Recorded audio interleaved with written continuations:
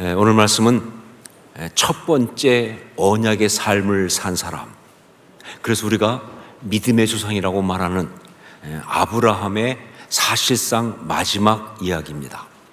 자, 그런데 그 이야기의 내용이 무엇인가 하면 바로 아들 이삭을 위하여 배필을 구해주는 것, 그것입니다. 여러분, 그렇습니다.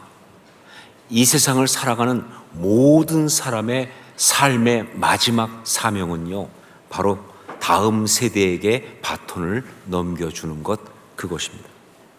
다음 세대를 세우고 그에게 바톤을 잘 넘겨주는 것이 모든 인생의 마지막 사명이고, 그리고 어떤 면에서 가장 중요한 사명이 되는 것이죠. 그래서 아무리 대단하게 화려한 삶을 살고 엄청난 이야기를 가지고 살았다 할지라도요, 다음 세대에게 제대로 바톤을 넘겨주지 못한 인생은요, 실패한 인생이라고 말할 수밖에 없어요.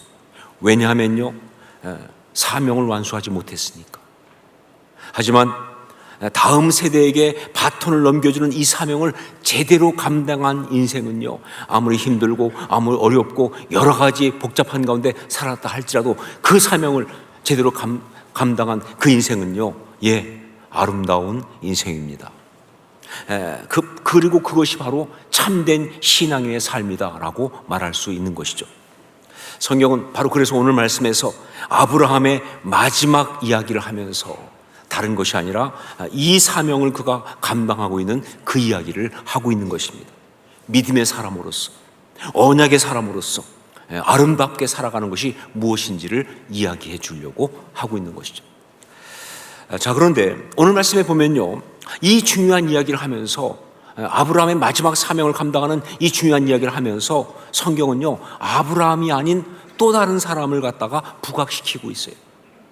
우리 2절 말씀을 함께 읽도록 하겠습니다. 2절 같이 읽습니다. 아브라함이 자기 집 모든 소유를 맡은 늙은 종에게 이르되 청하건대 내 허벅지 밑에 내 손을 넣어라. 아브라함은요, 자기의 마지막 사명을 갖다가 누구에게 부탁하고 있느냐? 자기 집 모든 소유를 맡은 늙은 종에게 부탁하고 있어요. 그러면서 그 다음부터는 아브라함은 안 나와요. 늙은 종의 이야기가 쫙 나옵니다. 아주 리얼하게 그 이야기가 쫙 나오고 있어요. 자, 이게 무슨 이야기일까? 무슨 의미일까? 그냥 이야기가 그렇게 되었으니까 그렇게 그냥 소개하고 있는 것일까? 아니죠. 성경 말씀은 절대 그냥 쓰는 법이 없습니다. 구절구절 다 의미가 있고 순서가 다 의미가 있어요. 그러니까 성경이 아브라함의 마지막 사명을 이루는 그 이야기에서 자기 집 모든 소유를 맡은, 즉 아브라함의 분신과도 같은 그 늙은 종의 이야기를 이렇게 부각시키면서 하는 이유는요, 바로 그걸 통해서 말하고 싶은 메시지가 있다, 그 말입니다. 그걸 통해서 전해주고 싶은 분명한 어떤 중요한 메시지가 있어서 이렇게 하는 거예요. 자, 그것이 무엇인가? 그것은 바로 언약의 삶을 사는 사람은, 즉 신앙의 사람은 하나님의 종이어야 한다라는 메시지입니다. 언약의 삶을 사는 사람은, 즉 신앙인은 하나님의 종이어야 한다라고 하는 바로 그 메시지예요. 기독교 세계관, 또 기독교 신앙관에서 아주 중요한 두 단어가 있는데, 하나는 뭐냐면 롤드십, 즉 주인이라고 하는, 주권이라고 하는 로드십이라고 하는 것이고, 또 하나는 바로 스튜어드십, 청지기 정신, 스튜어드십. 이 두 단어가 있어요. 참 신앙은요, 이 두 단어를 제대로 구분할 수 있어야 그래 참 신앙이에요. 특히 제자도는요, 바로 이 둘의 정확한 구분이 필수입니다. 어떤 책을 보니까 그 책에 책 제목으로 이런 게 있더라고요. From Lordship to Stewardship. 이게 바로 제자도예요. 이게 신앙의 이야기예요. From Lordship, 내 주권에서 to Stewardship, 청지기 정신으로 가는 것. 이게 바로 신앙의 이야기라는 것이죠. 여러분, 이 물질의 주인이 누구입니까? 이 재능의 주인이 누구입니까? 내가 나한테 준 이 자녀들의 주인이 누구이십니까? 나의 이 시간의 주인이 누구입니까? 심지어 내 생명의 주인이 누구입니까? 나라고 당연히 생각했죠. 그런데 나라고 생각하니까, 그러니까 그렇게 두렵고 불안하고 때로 분하고 섭섭하고 억울하고 그런 거 아니냐 그 말이에요.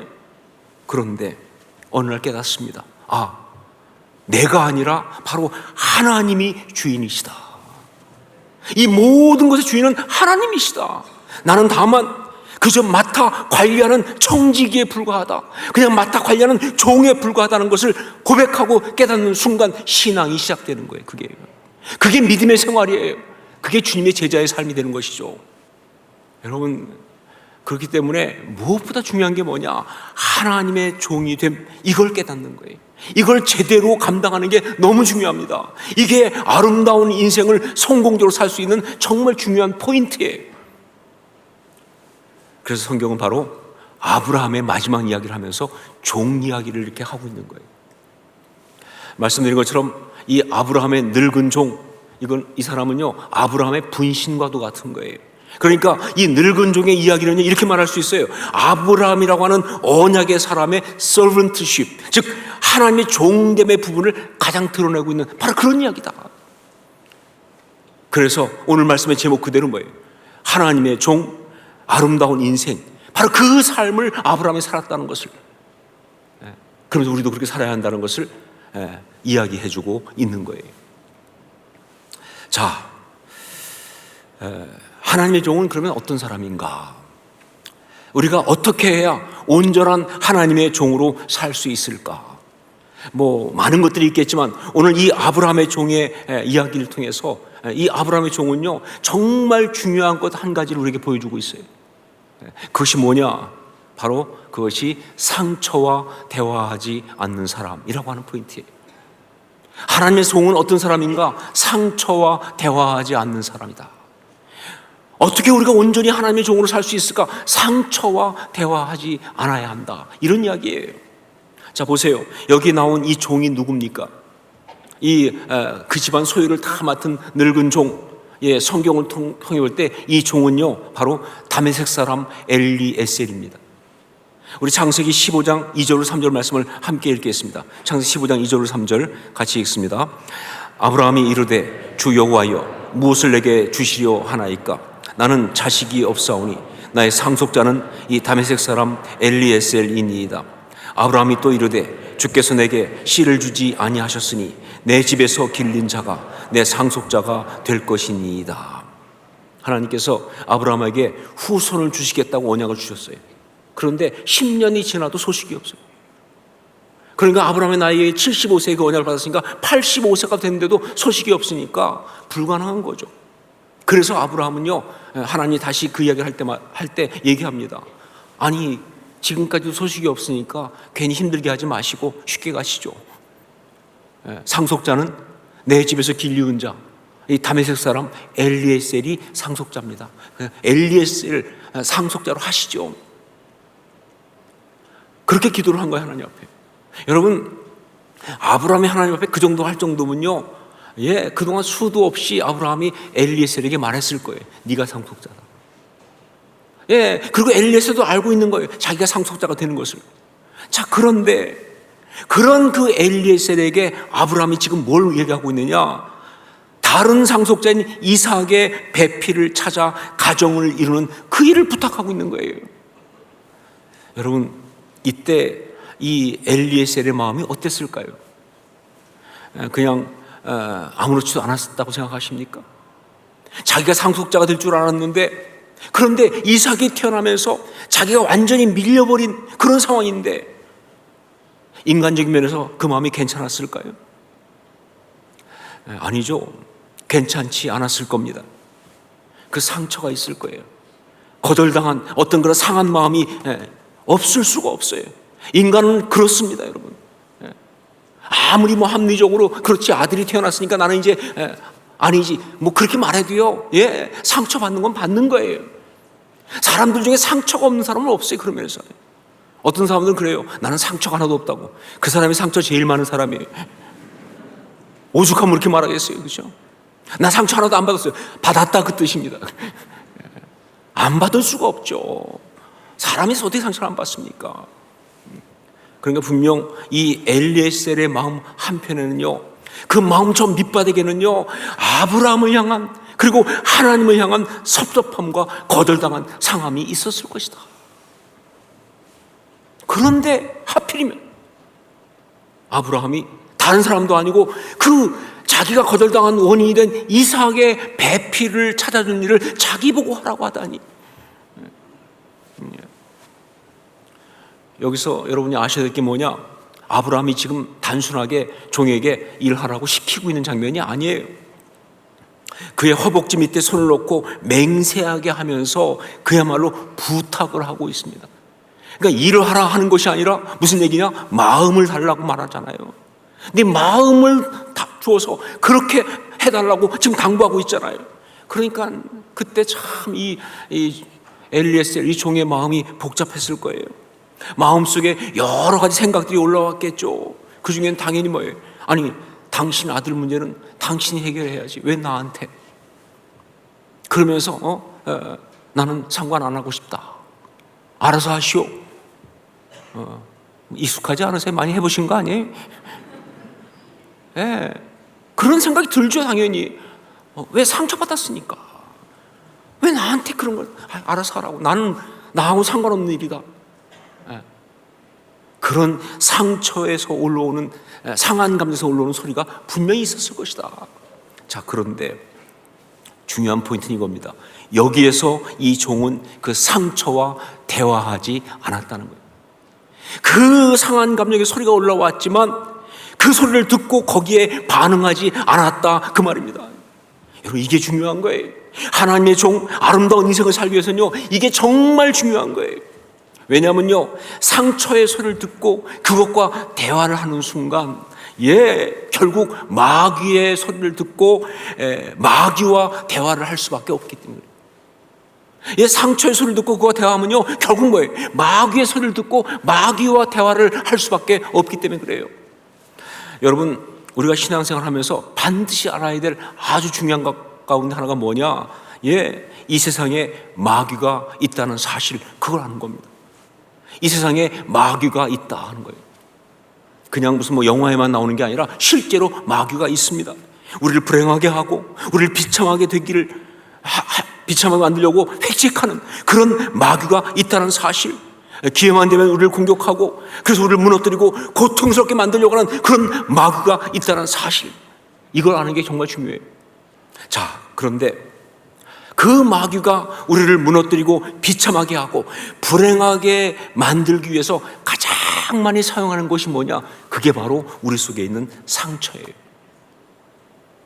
유혹도 하고 혹은 환경통에 어렵게도 하고, 아니, 그런 것도 있지만 가장 많이 사용하는 게 바로 뭐냐? 우리 속에 있는 상처를 이용하는 거예요. 그 상처의 소리 뒤에 숨어서 그러면서 우리를 갖다가 흔들고 무너뜨리는 그런 짓을 한다는 거죠. 그러니까 상처의 소리를 듣고 상처와 대화를 하게 되면요, 마귀와 대화할 수밖에 없어요. 마귀의 소리에 넘어갈 수밖에 없다, 그 말입니다. 그렇기 때문에 하나님의 종은 절대로 상처와 대화를 해서는 안 된다 하는 겁니다. 자, 그런데 상처와 대화를 하고 싶지 않은데 문제는 뭐냐? 이게 마음대로 안 된다는 겁니다. 그렇죠. 상처와 대화를 하고 싶지 않지만 그게 마음대로 되느냐, 그 말이에요. 왜냐하면요, 자꾸 올라오니까. 여러분, 상처를 받게 되면요, 온통 생각과 감정이 거기 잡혀 있잖아요. 요즘 아이들 표현대로 기승전 상처잖아요. 무슨 생각을 해도 굴러 간다는 그 말이에요. 상처가 그런 거예요. 어떻게 근데 상처하고 대화를 안 합니까? 난 안 하고 싶은데 자꾸 올라오는데 말이죠. 어떻게 하면 좋은가 하는 거죠. 그런데 어떻게 이 상처와 대화를 하지 않을 수 있는지, 그것을 오늘 말씀에서 이 종이 또한 잘 보여주고 있습니다. 이게 기가 막히죠. 이 종이 어떻게 상처와 대화를 하지 않을 수 있는지 그걸 보여주고 있습니다. 우리 12절 말씀을 함께 읽겠습니다. 12절 같이 읽습니다. 그가 이르되 우리 주인 아브라함의 하나님 여호와여, 원하건대 오늘 나에게 순조롭게 만나게 하사 내 주인 아브라함에게 은혜를 베푸시옵소서. 지금 이 사람 뭐 하고 있습니까? 이 종이 지금 하고 있는 것이 무엇입니까? 하나님과 대화하고 있습니다. 하나님과 지금 대화하고 있어요. 그리고 바로 이것이 상처와 대화하지 않는 유일한 방법이에요. 어떻게 상처와 대화하지 않을 수 있느냐? 하나님과 대화를 해야 하는 거예요.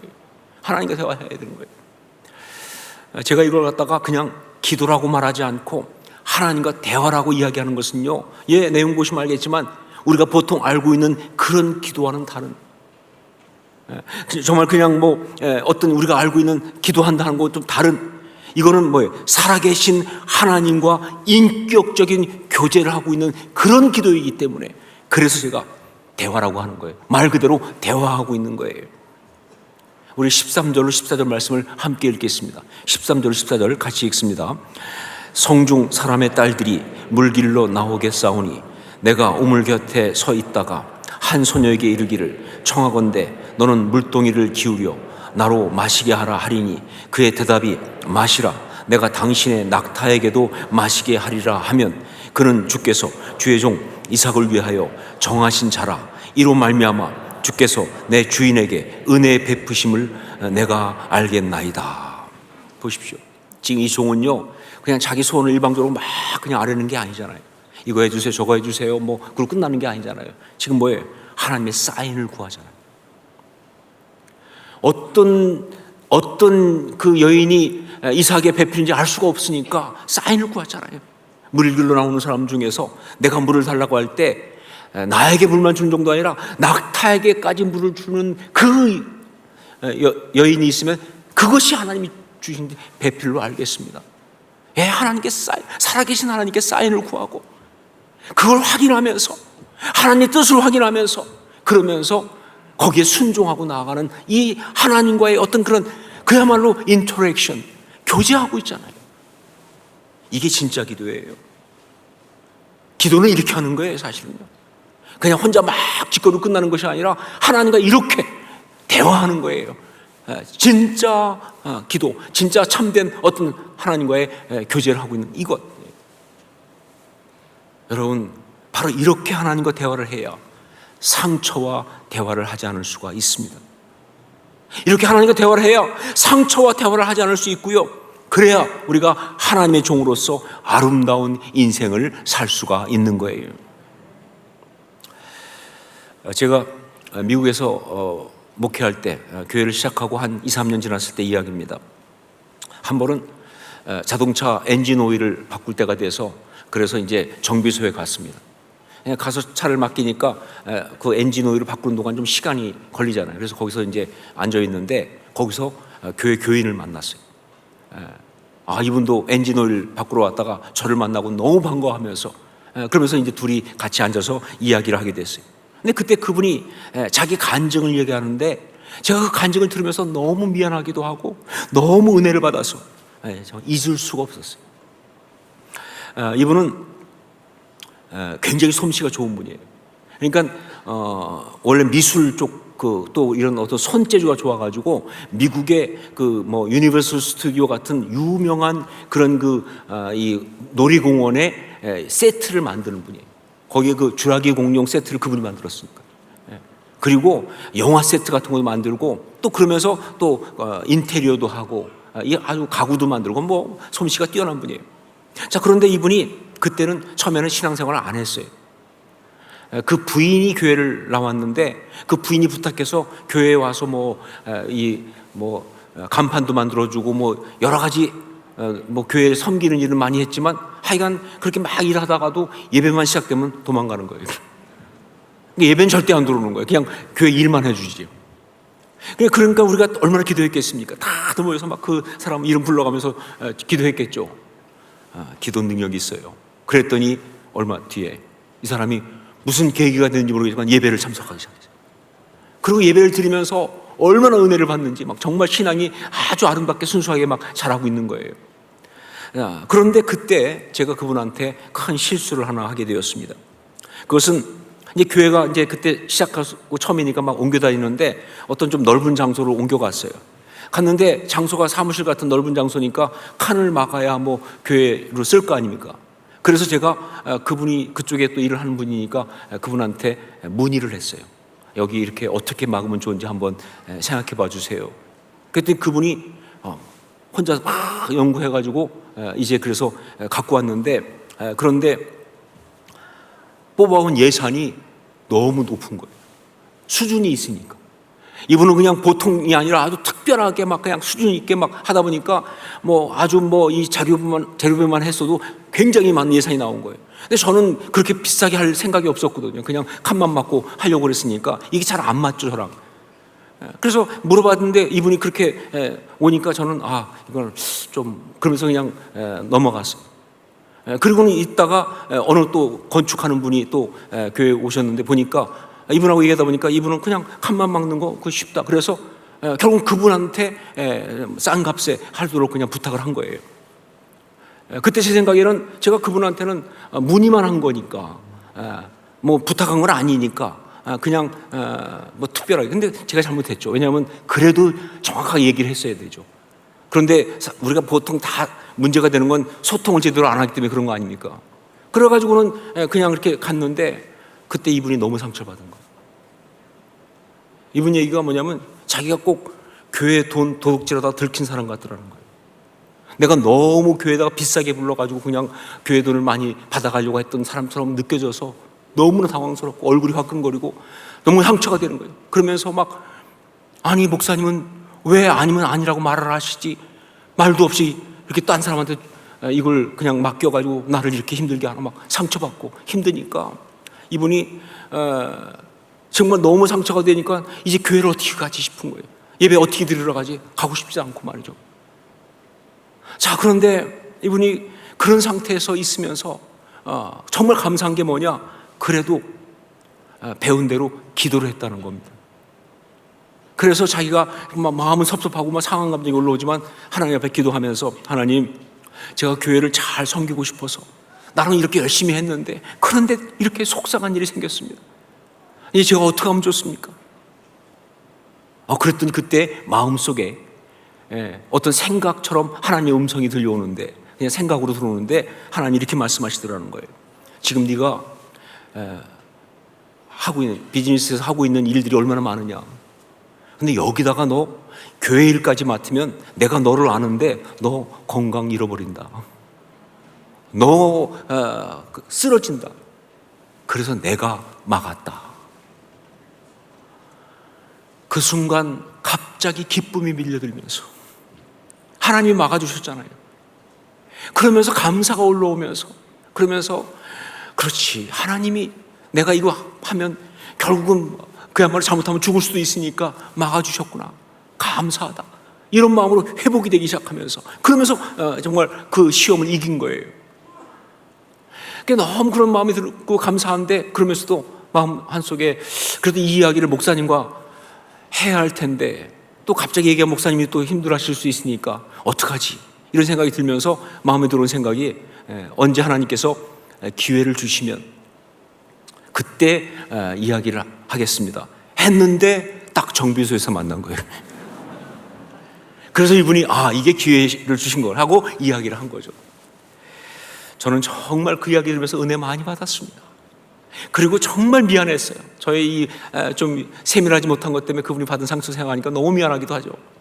그러면서 정말 뿌듯했습니다. 바로 그런 분이 우리 교회 성도라는 사실이. 여러분, 우리는 모두 다 내가 무엇을 하든지 하나님의 종으로 살아야 합니다. 그래야 우리의 사명을 감당할 수가 있어요. 무슨 신학교 다니고 무슨 어떤 직분이 아니요. 우리는 무조건 하나님의 종으로 살아야 돼요. 그래야 우리 사명을 감당할 수 있어요. 그래야 우리가 아름다운 인생을 살 수가 있는 겁니다. 하나님의 종, 아름다운 인생. 전 이것이 바로 우리 모두의 삶의 제목이기를 주의 이름으로 축원합니다.